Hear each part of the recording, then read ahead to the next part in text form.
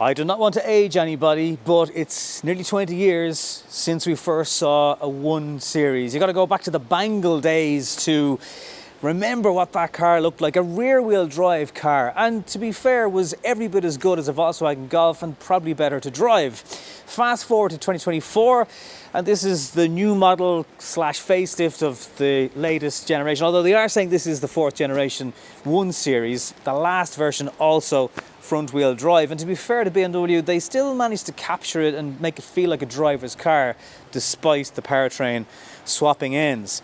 So what's changed on the front of it? Well, this shark nose is even more defined. For the first time ever, the headlights sit above the grille, and you can change what way these grills look. You can get a vertical or horizontal design depending on trim that you get. You can get up to M Sport Pro. There's a 135 M Sport. I'll have a separate video for that. I'm not sure on the headlights, if I'm totally honest with you. The design of it, I think I just prefer it being in line with the grille. Some people have commented today that they see a bit of Peugeot 308, Ford Focus in the car, but the Ford Focus, of course, is no longer. So there's a couple of Portimao blue colours. If you want a matte version, it's quite a bit more expensive. Looking at about €2,500 from memory. Just over €1,100 if you do want Portimao blue without this kind of matte finish. It's buckling down here in Munich. Again, I tell you, every time I go to Europe on press tours in 2024, it lashes rain. Side-on profile, again, not massively different. This car doesn't have it, but for the first time in the 1 Series, you can spec a black roof, which will give a carbon fibre look. It's obviously not made of carbon fibre. It doesn't even look like carbon fibre. Weirdly, in this M Sport trim, there isn't all these huge, big spoilers. Like you'll get them on the 135 version, but it's all quite tasteful and quite subtle. Main differences are the car now sits lower to the ground because of additional bumpers, and the rear taillights are ever so slightly tweaked. Really, is it a huge change to the 1 Series that we've known for the last few years? Possibly not. If you're expecting a massive boot, well, you've probably come to the wrong car. 380 litres is the boot size. It sits quite high. Now you can drop this down a little bit, but yeah, not really. There's like stuff in the way there. So yeah, it's not particularly deep. 380.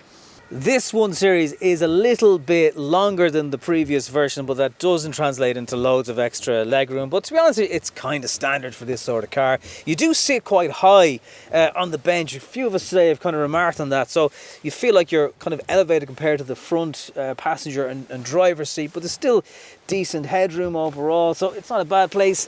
You do get a centre armrest, couple of drinks holders, that's really about it, and 2 USB-C charging ports down the back.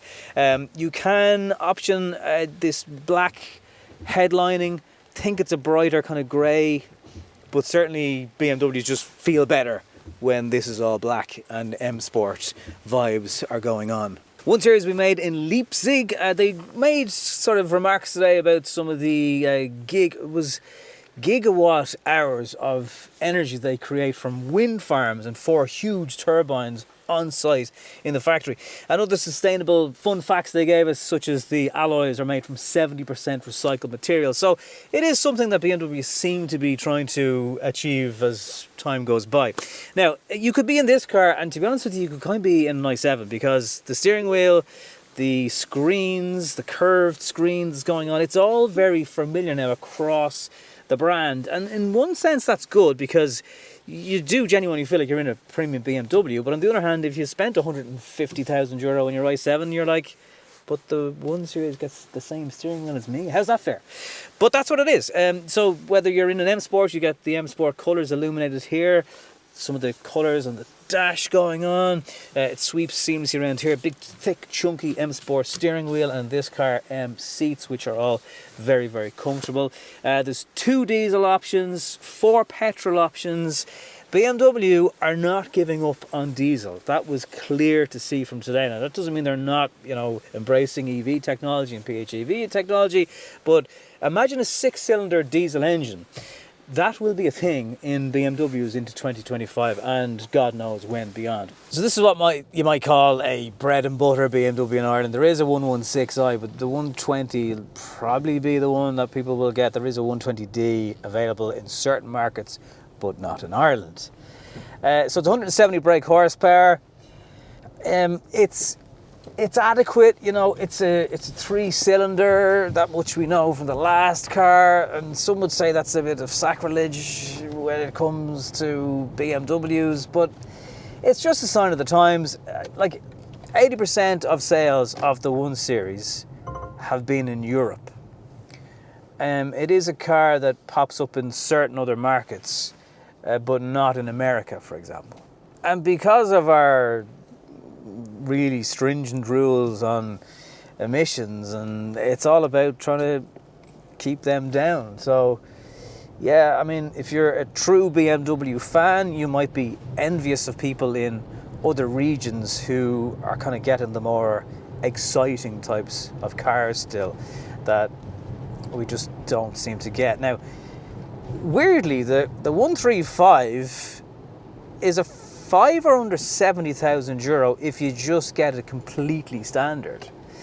And I was a bit surprised with that, because the Golf R would be an obvious competitor for it. The Golf R does probably feel like the more raw car, but it's still a Golf R capable competitor for less than 70 grand, albeit a fiver. There will be people who this 1 Series will continue to appeal in the petrol head sense. The steering of the car doesn't really have any BMW characteristics. Not in this car. That level of feedback has been lost a little bit for me. The gear changes are really, really smooth, and it's a car that you'll be able to get sort of 5.5, 6 litres per 100 kilometres out of. So it's quite efficient, actually, and that kind of comes back to the whole 3-cylinder aspect of the car. It feels very planted. You sort of feel at one with the road. There's not this big disconnection between you as a driver and the car. You can still have some fun with understeer. It is nippy as well. 170 maybe doesn't seem like a lot, but it's got a little sense of urgency about it when you hit the accelerator and this thing comes alive. Make no mistake, if you want the performance version, it's the 135 you want. Hesitates a little bit in slower traffic. When you want to overtake, it's like, oh, drop a gear, and then the power comes on. There's actually times in between the lower gears at slower speed, you feel like it's nearly going to stall, and then you go, no, it's not a manual. I'm fine. It's not quite sure what gear to select at really crawling speeds, which is what I'm doing right now. Is it enough to call it a totally brand new model? I think that's a bit of a stretch. Feels very familiar inside. There's a few little tweaks here and there, but I think we need to kind of look at this car as a facelift more than anything. And if you look at it that way, well, it is quite a significant facelift because its face looks so different now. Some would say shocked, confused, surprised. The face doesn't know actually what it's saying. And again, when you think back to the Bangle era of the smaller grille and the squished headlights, now you have these L signatures on the front and the back. You know, it has changed quite a bit since those times. What it probably has changed least in, even if you think of the first gen, you know, the dash in some ways still feels familiar like that car. Another thing worth pointing out actually about the 3-cylinder, once you're on the move, you don't really hear it. So you're not going to be constantly saying to yourself, why did I buy a 3-cylinder BMW? I love the fact that their nav gives you this augmented reality in the screen, and just means that you're less likely to miss a turn because it's literally in front of you going, hey, you, right now. And I say that as a tourist. There will be adaptive suspension in lots of versions of it. Probably only something you want if you are doing big miles, because it's never cheap, but it does transform how the car drives.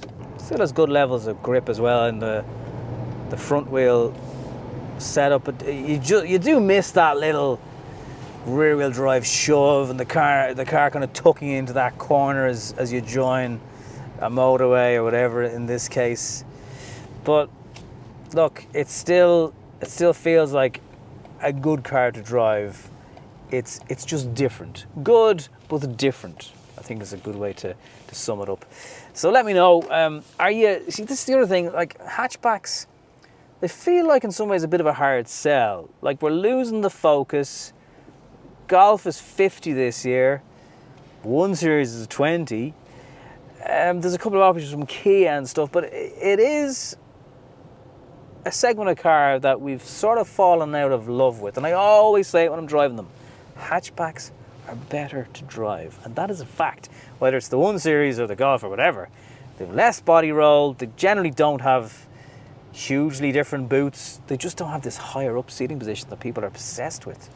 And yeah, there's possibly a little bit less space in the rear. So, you know, if you've got small kids, I get it. But if they have grown up a bit, it might be something that is in the back of your head that you just don't think of. Do you need that car anymore?